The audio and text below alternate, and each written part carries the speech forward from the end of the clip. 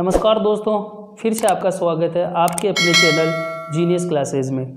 Genius classes में अपन tense discuss कर रहे हैं। तो टेंस जो डिस्कस कर रहे हैं उसका अपन दूसरा टेंस पढ़ रहे हैं, पास्ट यानी भूतकाल। यानी कि 3 टेंस हमने बताए थे, उसका दूसरा है पास्ट और उसी का अपन दूसरा यानी सभी में मैंने बताया था कि ABCD 4 यानी हर टाइम के 4 पार्ट होते हैं। तो हम इस पास्ट का सेकंड पार्ट जिसे अपन पास्ट कंटिन्यूस कहते हैं उसको डिस्कस करेंगे। तो पास्ट कंटिन्यूस का मतलब होता है कंटिन्यू प्लस ING। मैंने ये कहा था कि सभी का दूसरा कंटिन्यू होता है, तो यहाँ पर भी सभी का दूसरा कंटिन्यू होगा। तो कंटिन्यू होगा तो इसमें वर्ब की फर्स्ट फॉर्म में ING का होना जरूरी है। कोई सा भी कंटिन्यूस हो फर्स्ट फॉर्म में ING लगेगी। तो यहाँ पे भी वही बात है। तो इसकी इंग्लिश पहचान अपन करते हैं तो इसमें सबसे ज़्यादा इंपॉर्टेंट है व्हेन और व्हाइल। इसका विशेष ध्यान रखना, व्हेन और व्हाइल अगर जिस टाइम में आता है तो इसमें पास्ट कंटिन्यूस जरूर नजर आएगा। अभी आगे इसको समझ लेते हैं, उसके बाद में इसके एग्जाम्पल देंगे अपन। उसमें समझेंगे कि वेन वाइल कहाँ आता है और किस रूप में आता है और कैसे करना है इसको। वेन और वाइल आएगा, इसमें 2 टाइम यूज होगा, इसीलिए अपन इसको देखेंगे। ये पास्ट कंटिन्यूस की पहचान तो है, लेकिन इसके साथ में सिंपल पास्ट भी रहता है, इसीलिए इसका अगले एग्जाम्पल अभी देखेंगे आगे। पहले अपन इसको देख लेते हैं कि अगर पास्ट कंटिन्यूस आता है तो उसकी हेल्पिंग वर्ब क्या होती है और उसकी पहचान क्या होती है। हमने देखा वेन और वाइल इसकी पहचान है। हेल्पिंग वर्ब इसमें वाज और वर होता है, वाज और वर होगा और इनमें साथ में वर्ब की फर्स्ट फॉर्म में ING होगी। ये इसकी सहाय क्रिया है, ये वाज और वर, ये हेल्पिंग वर्ब है, इसे सहाय क्रिया हिंदी में कहते हैं। वाज के साथ में कर्ता कौन सा होगा, ये वाज है, इसके साथ ये जो कर्ता है, ये कर्ता का बता रहा है कि इसके साथ कर्ता कौन सा होगा। ही हो सकता है वाज के साथ, सी हो सकता है, इट हो सकता है, नेम हो सकता है और आई हो सकता है। हमें ध्यान ये रखना है कि वाज के साथ में आई भी होता है। ये थोड़ा ध्यान रखने वाली बात है इसमें कि वाज के साथ आई होता है। मैं ये भी बताऊंगा आपकी कि वर के साथ भी आई हो सकता है, लेकिन किस कंडीशन में होगा, किस में होगा, ऐसे नहीं होता। हेल्पिंग वर्ब में वाज के साथ आई ही होगा, वर के साथ आई कभी नहीं होगा। हाँ, एक जगह होता है, वो होती है इफ कंडीशन। इफ कंडीशन में आपने देखा होगा निबंध आता है, ऐसे आता है, उसमें लिखा हुआ रहता है if I were PM of India, यदि मैं भारत का प्रधानमंत्री होता। एक ऐसा एग्जाम्पल है, उसमें देखना आप, इफ कंडीशन होगी तो आई के साथ वर हो सकता है, अन्यथा वर नहीं होगा। सहायक क्रिया के रूप में वर नहीं होगा यानी आई के साथ, तो आई हमेशा वाज के साथ होगा। ये इसमें इंपॉर्टेंट बात थी समझने की। दूसरी चीज, वर के साथ देखते हैं कर्ता यू होगा। पुलरल यानी बहुवचन, एक से ज्यादा कर्ता जो होंगे वो वर के साथ होगा। जैसे स्टूडेंट्स हो सकता है ना, बॉयज हो सकता है, गर्ल्स हो सकता है, एक से ज्यादा मतलब बहुवचन में। तो अपन सबसे पहले जो वाक्य बनाते हैं वो बनाते हैं सिंपल यानी कि साधारण वाक्य। और साधारण वाक्य में हमने ये भी सीखा है कि शुरू में कर्ता होता है, यानी कि 99% शुरू में करता हो तो हमें ये समझना चाहिए कि वह वाक्य सिंपल है यानी कि साधारण है। तो अब इसमें ही है, ही के साथ वाज लगा सकता हूँ, बिल्कुल लगा सकता हूँ, ही के साथ वाज लगता है। ही वाज प्लेइंग, मैं ING जोड़ता हूँ तभी ये कंटिन्यूस बनेगा। तो ही वाज प्लेइंग फुटबॉल, ये ऑब्जेक्ट है, तो ये कर्ता, सहायक क्रिया, वर्ब की फर्स्ट फॉर्म में ING और ऑब्जेक्ट, ये बन गया हमारा साधारण सेंटेंस। अब आता है एक ही बात के 2 रूप। मैंने ये कहा था कि अगर अपन किसी से बात करते हैं तो एक वाक्य के 2 पहलू होते हैं। एक पहलू तो वो होता है जिसे अपन साधारण कहते हैं यानी कि पॉजिटिव, और एक होता है नेगेटिव। किसी से भी आप बात करो, किसी भी पहलू के 2 होंगे, या तो वो यस कहेगा या नो कहेगा। यस कहेगा तो पॉजिटिव होगा, नो कहेगा तो नेगेटिव होगा। तो इसका नेगेटिव सेंटेंस कैसे होता है? नेगेटिव के लिए हमें हेल्पिंग वर्ब में नोट लगाना है, यानी सहायक क्रिया में नोट लगती नेगेटिव बन जाएगा।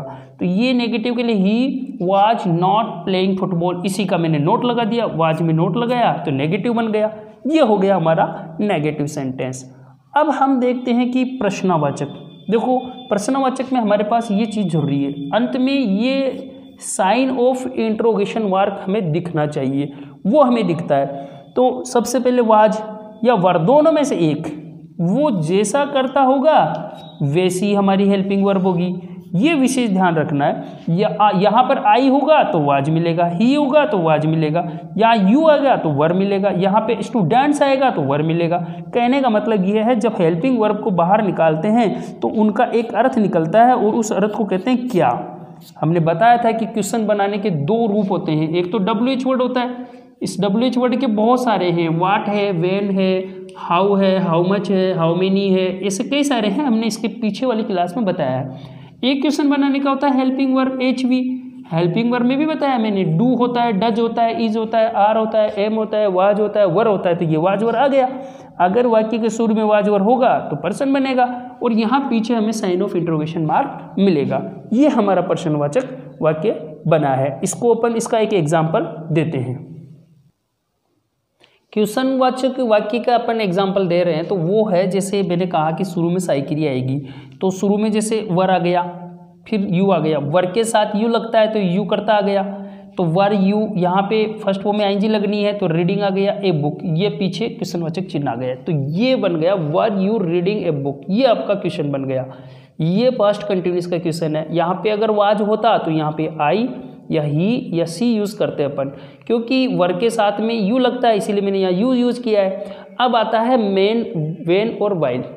आप विशेष ध्यान ये रखना है कि वेन और वाइल कहीं पे भी यूज़ हो जाए, कोई फर्क नहीं पड़ेगा उससे। वेन चाहे वाक्य के शुरू में आ जाए या वाइल शुरू में आ जाए, चाहे यहाँ पे बीच में आ जाए वाइल आ जाए, या फिर वेन आ जाए, कहीं पे भी आ जाए। ये 3 एग्जाम्पल है, अभी मैं इसको करके बताऊंगा। आपको विशेष ध्यान ये रखना है कि इसमें 2 सेंटेंस आएंगे, 2 वाक्य आएंगे। पहला वाक्य हमें ये ध्यान रखना है कि एक वाक्य में सिंपल पास्ट यूज़ करना है और सेकंड वाले में हमें पास्ट कंटिन्यूस यूज़ करना है। ज़रूरी नहीं है पहले वाले में अगर अपन पास्ट कंटिन्यूस यूज़ करते हैं तो सेकंड वाले में सिंपल पास्ट यूज़ करेंगे। कहने का मतलब होगा कि व्हेन और व्हाइल में दोनों कॉमन होंगे, मतलब एक इधर अगर सिंपल पास्ट है तो उधर पास्ट कंटिन्यूस होगा। कहने का मतलब दोनों में से एक होगा, एक इधर होगा एक उधर होगा। अब बात ये रहती है कि व्हाइल अगर शुरू में आ गया तो फिर कोई दिक्कत नहीं है, व्हाइल शुरू में भी आ सकता है, तो हमें ये यूज़ करना है, ये देखना है कि अगर इसमें पहले से पास्ट कंटिन्यूस है तो हमें सिंपल पास्ट यूज़ कर लेना है, और अगर सिंपल पास्ट इसमें आया हुआ है तो हमें पास्ट कंटिन्यूस यूज़ करना है। ये विशेष ध्यान रखना। अब देखो आप एग्जाम्पल, मैं इसमें देख रहा हूँ व्हेन वी रीच्ड, ये सेकंड फॉर्म है, ये सिंपल पास्ट ऑलरेडी यूज़ है, सिंपल पास्ट ऑलरेडी यूज़ है, तो मैं इसमें पास्ट कंटिन्यूस यूज़ करूँगा। तो एक सेंटेंस बना हुआ आएगा, एक सेंटेंस खाली आएगा। तो ये सेंटेंस हमें ये दिखा रहा है कि सिंपल पास्ट पहले से ऑलरेडी है और इसमें वेन वाइल आ रहा है, तो वेन वाइल होता है पास्ट कंटिन्यूस होता है, पास्ट कंटिन्यूस होता है। तो हम यहाँ देख लिया कि पहले सिंपल पास्ट तो आ ही गया, सेकेंड फॉर्म आ गई, हमारे पास वाज बचा है, तो इट के साथ वाज लगाएंगे ये, क्योंकि इट के साथ वाज ही लगता है। रेन का रेनिंग हो जाएगा, तो ये मैं यहाँ लिख देता हूँ, ये रेनिंग, ये हो गया हमारा कंप्लीट। अब इसमें देखो आप, मैं ये वाइल आ गया, ये पास्ट कंटिन्यूस की पहचान है, यहाँ वाज लगा हुआ है, इसका मतलब पास्ट का कंटिन्यूस ऑलरेडी है। इसमें लिखा हुआ वाज स्टडिंग, तो हमें यहाँ पे सिंपल पास्ट यूज़ करना है, तो प्ले की प्लेड हो जाएगा, तो ये प्लेड हो जाएगा, ये आंसर हो गया।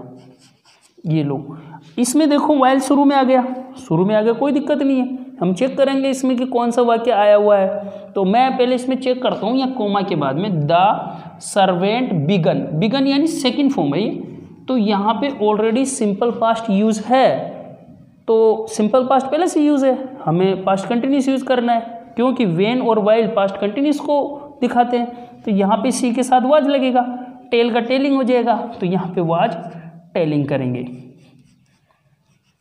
ये हो गया इसका आंसर। मेरा कहने का मतलब ये है कि हमें ये ध्यान रखना है कि वेन और वाइल में पास्ट का कंटिन्यूस होना ज़रूरी है।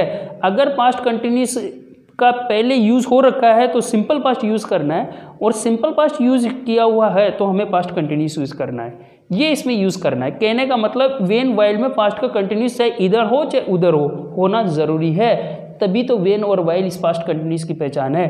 ये ऐसे है दोस्तों। अगर आपको अच्छा लगा हो तो इसे लाइक करें, शेयर करें, सब्सक्राइब करें, और आगे आने वाली क्लास में आपको बोर्ड, वाइट बोर्ड मिलेगा आपको जल्द से जल्द, 2-3 दिन बाद में, 1-2 क्लास बाद में, क्योंकि इसकी व्यवस्था मैंने कर ली है, वो जल्द से जल्द आने वाला है। और इसके अलावा भी पटवार भर्ती है तो कंप्यूटर कोर्स भी आपको कराया जाएगा, मैथ की क्लासें भी आपकी 1 तारीख बाद लगेगी, तो बहुत जल्द आपके लिए और भी कुछ इससे होगा। इसीलिए कह रहा हूँ कि आप अपने दोस्तों को बताएं, सब्सक्राइब करें, ज़्यादा से ज़्यादा शेयर करें, लाइक करें। धन्यवाद।